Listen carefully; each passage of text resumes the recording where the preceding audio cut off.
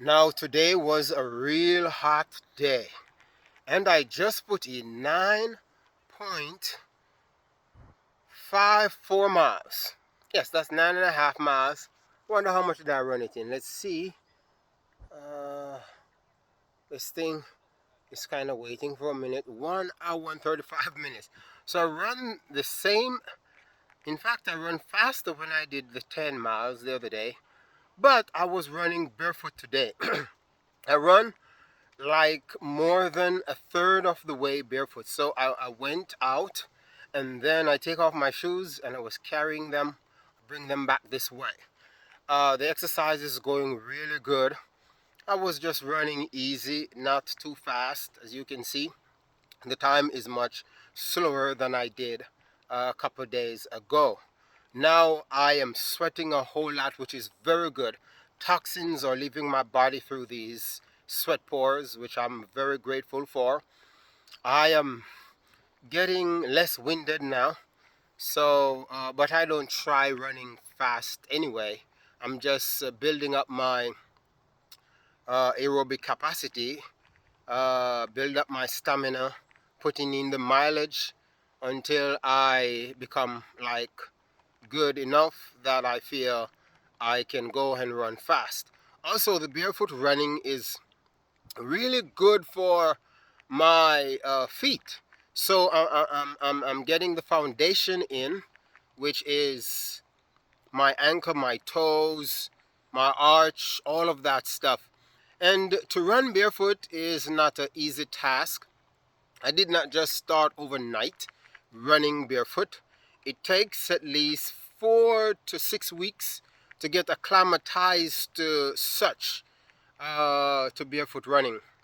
And so every summer I go barefoot and it's always good. In the winter it's kind of so cold and the gravel are really sharp and stuff like that. So I just cannot bother with the pain that it has. But I'm really grounded running out here.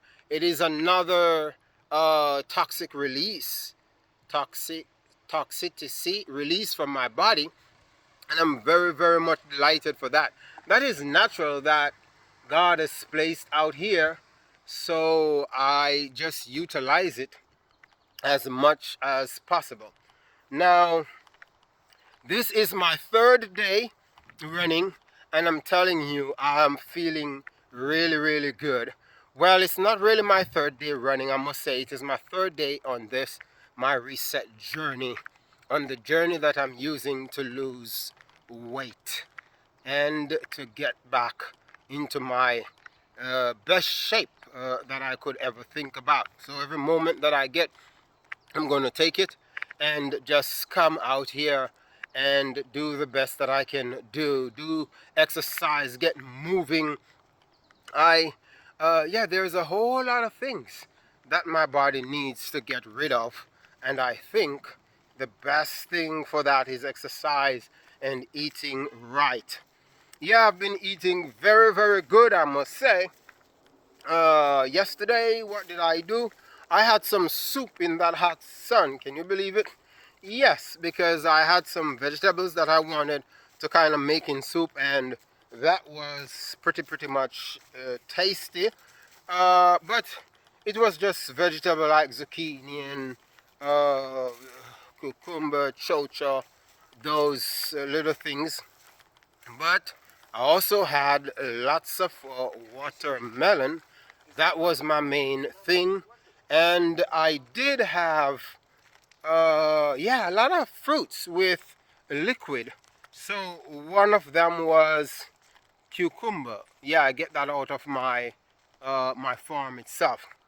Now I must say, how do I maintain my hydration while I'm out here running in all of this weather? Hydration is very, very important because that is one of the things that can cause you to slow down. It can cause you to hallucinate, all sort of stuff, and yeah, it could knock you out. I saw someone out here the other day. I saw someone out here, and he was staggering, walking. I don't even know. I thought that he was autistic or something. And then, come to see, I walked about a mile and meet him again. Um, he was knocked out. He was in an ambulance in the park. That was funny. And I almost said something. He was with someone else that was walking with him. So I just thought that he had autism. But uh, yeah, that was an elderly person. But listen, when I hydrate with the fruits that has lots of liquid, when I eat those, it hydrates my body really, really, really good. And I'm excited for the fruits. This is like a fruit season that we are having even right now, and there are tons of watermelon out there. There are tons of cantaloupes. There are tons of peaches and all sort of stuff that one can eat to hydrate the body. But the best ones are going to be the cucumber and the melons. The grapes too, lots of grapes. If you can get them seeded grapes in the store. A lot of people eat the non-seeded one, but all my fruits got to have seeds in them. That's how I go, because I just think that if they don't, then they are tampered with. Now there's a fruit out there, banana, that don't really have seeds in them. But yesterday when I heat those, you can see how sluggish I become and all that. So I hardly ever fool around that one. And yeah, they have domesticated that one so much. But eating the seedless fruits is not really going to kill you or something like that. But you will be fine and all of that sort. So, because we have been eating that for so long now, and we are all good.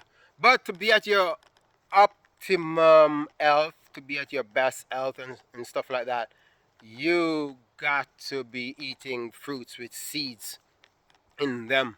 They are out there. We see that the stores are bringing them back because a lot of people now are asking for them. And that is the cool thing. When we can get people to wake up and to come to their senses and to say, hey, look, we are going to ask for these things. I remember several years ago, I go to Whole Foods and I asked them, I'm like, why are you not carrying watermelon with seeds? And lo and behold, the following year, I saw that same store with seeded watermelon. And they are carrying it now, which is beautiful. So it is at Whole Foods, it is at Food Lion. Food Lion is the one that I go to all the time to get my watermelon, because they have been doing this thing for ages. And when Kroger was around, I used to get my seeded watermelon from them. Now you don't have to worry about the cantaloupe or the honeydew when it comes to seed, because they might be trying to tamper with that, but they don't really tamper with that one yet. And I don't see the reason they would, because the seeds are just inside and you scrape them out.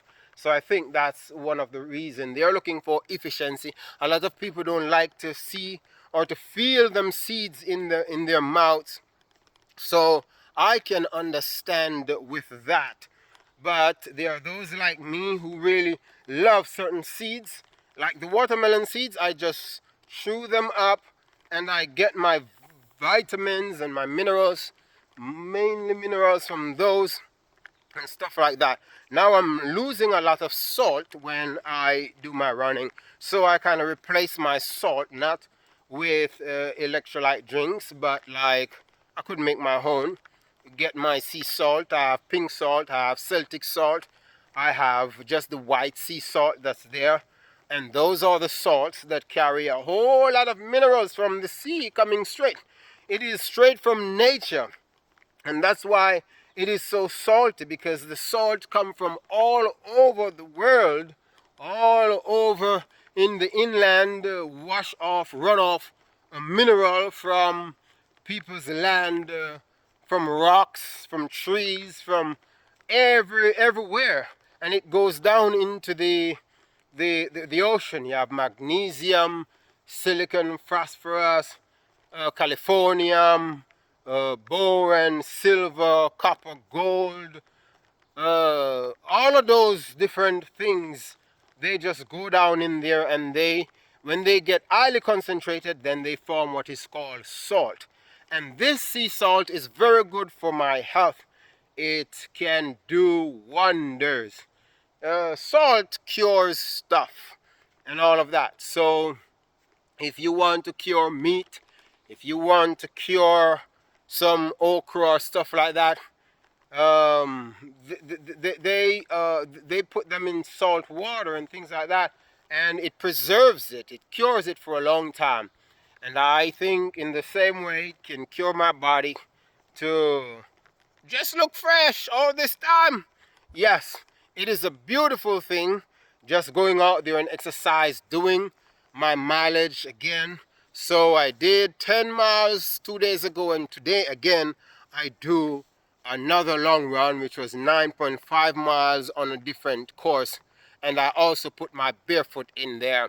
So I would say it is always good when I get out there and I can get these in, because my health is just so important to me.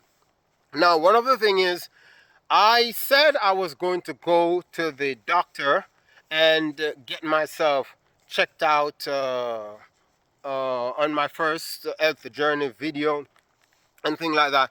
But I have done just 3 days of this and I'm feeling this great. I just changed my mind. I ain't going. So the nature doctor is doing a great job for me. And I know, yes, I have all sort of stuff going on. Like I had the nerve from one of my toe about 7 years ago that went out. And I didn't do anything about it. And that toe, the feeling came back in it maybe 3 years later. And then now I am having, I think, nerve pain in my left foot. So from my hip all the way down to about past my knee a little bit, I want to say. And this has been going on now for maybe almost about a year. And the thing is, it has slowed down before I started this journey. So I would say in the past month I wasn't feeling it that much, and but it is still kind of there. It's mostly like when I'm driving or when I'm sitting. It's from sitting. So I think that is one of the bad habits that I have been practicing, which is sitting down all the time and not moving. Maybe I should be doing more squatting than anything else, because squatting is very good, like for the body. But on this health journey, there is 1,000 things that I can do to get myself straight, and there's 1,000 things that you can do to get yourself straight. So I would encourage you to take care of yourself and find your own health journey and make it right. So I will keep you up to date as I continue this journey of mine to stay healthy all the way. And yeah, that's just about it. See you in the next video. Peace.